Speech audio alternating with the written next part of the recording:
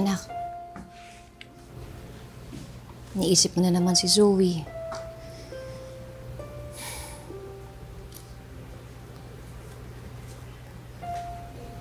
Ang saya po siguro na yun kung magkabati po kami nung nalaman ko po magkapatid po kami. Hirapan po kasi ako sa sitwasyon po namin ngayon eh. Gusto ko po siyang laging nakakasama at saka nakakausap. Lagi na po kami magkasama pero wala po eh. Galit po kasi siya sa akin. Alam mo, anak, magiging okay din kayo ni Zoe. Para lang yan yung dati, diba? Yung umpisa, magkaaway kayo. Diba pagkatapos naman nun, nagkapatidin kayong dalawa? Diba parang ang magkapatid pa yung turingan ninyo? Iba na po kasi sitwasyon ngayon na eh. Dati po kasi nag-aaway kami ni Zoe kasi wala lang, trip niya lang. Binabuli niya lang po ako. Pero ngayon po kasi malalim po yung galit niya sa akin. Isip niya po kasi na inaago ko po lahat ng mahal niya sa buhay. Pero gusto ko lang naman po siya makasama tsaka si tatay. Gusto mo makasama si RJ? Akala ko ba ayaw mo sa kanya? Sabi mo sa akin, okay sa'yo na si Michael ang maging tatay mo. Opo, Nay. Kamali lang po ako ng sinabi. Masaya po ko na si Tito Michael po yung tatay ko. Tsaka si Zoe lang naman po talaga yung gusto kong makasama. Gusto ko lang po na naramdaman na meron po akong kapatid at si Zoe po yun.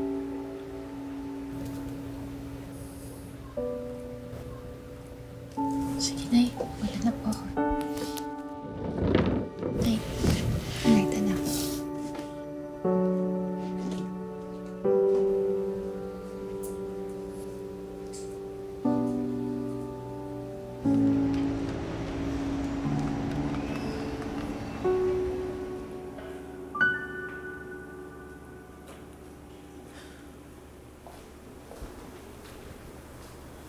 Mom, you're drinking again?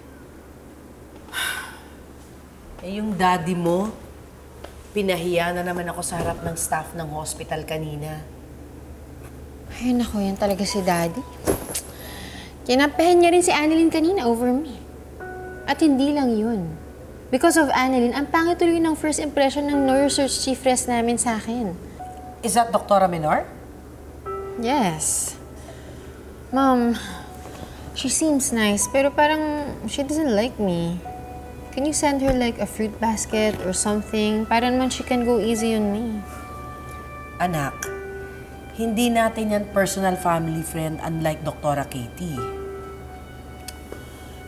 Pero I heard every year meron siyang favorite na resident. And obviously, si Annalyn na naman yun. Everything seems to be falling apart, not just for you. My family, the hospital. Mom, you still have me. Yeah? But for how long? Ano ba namang klaseng tanong yan? Hindi man ako mawawala eh. And I promise I won't leave your side. Whatever happens, Whatever happens.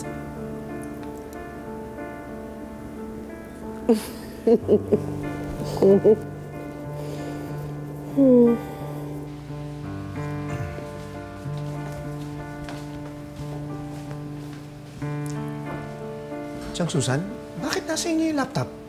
hiningi ko kay Doc RJ. Sasabihin ko kay Annalyn na ako may bigay sa kanya. Chang, sa tingin niyo ho ba maniniwala si Annalyn na kaya niyo pong bumili ng ganyang klaseng laptop? Eh, kasi naman kayo eh. Hindi na naman sikreto na mag-ama sila. Ano ba naman ang masama? Hindi naman masamang gamitin ito ni Annalyn. Kailangan ito ng apo ko eh. Chang, umiiwas lang po kami sa gulo. Kaya kung pwede ho, ibalik nyo na ho ito. Sige na ho. So ano, itatago nyo na lang kay Annalyn na binigyan siya ng regalo ng tatay niya? At ikaw naman, Michael, hindi mo dapat pinangunahan si Annalyn at si Lynette doon sa alok ni Doc Tanyag na magbigay ng sustento. Sa ganoong paraan man lamang makabawi siya sa mag-ina. Basta ito, bigay ito ni Doc Tanyag kay Annalyn. Desisyon na lang ni Annalyn kung tatanggapin niya o hindi. Tama? May regalo po sa akin yung tatay ko? Oh, ayan. Yan na sinasabi ko. Tama po kay Lola. Dapat desisyon ko po yun. Ba't di niyo po sinasabi sa akin may regalo sa akin si tatay? Lahat na lang po ba itatago niyo sa akin?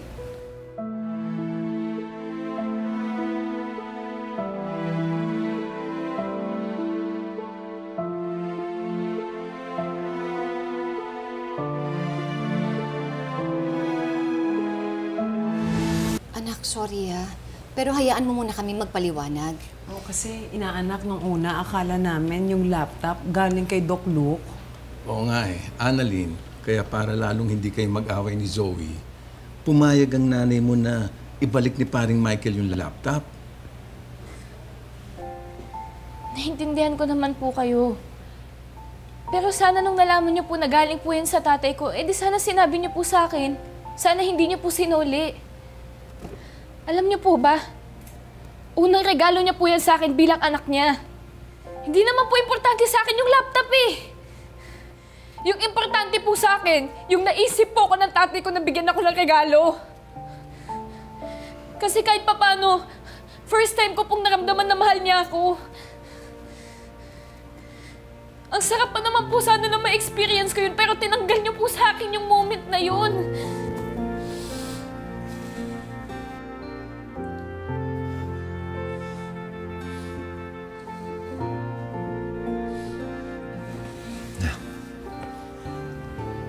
Pasensya ka na. Ako nagdesisyon isoli yung laptop at hindi ipalam sa'yo. Sorry anak, pinangunahan kita.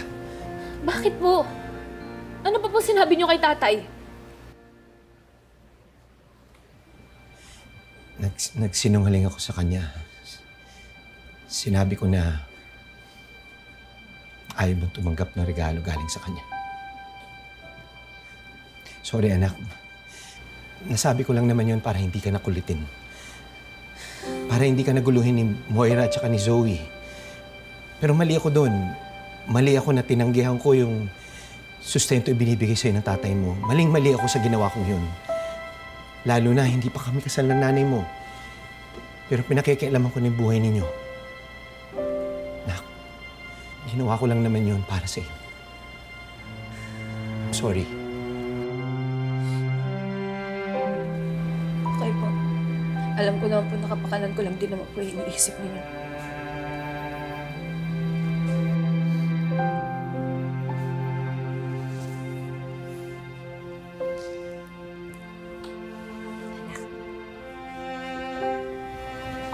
Kung ano man ang maging desisyon mo dito sa regalo ng tatay mo, maintindihan ko.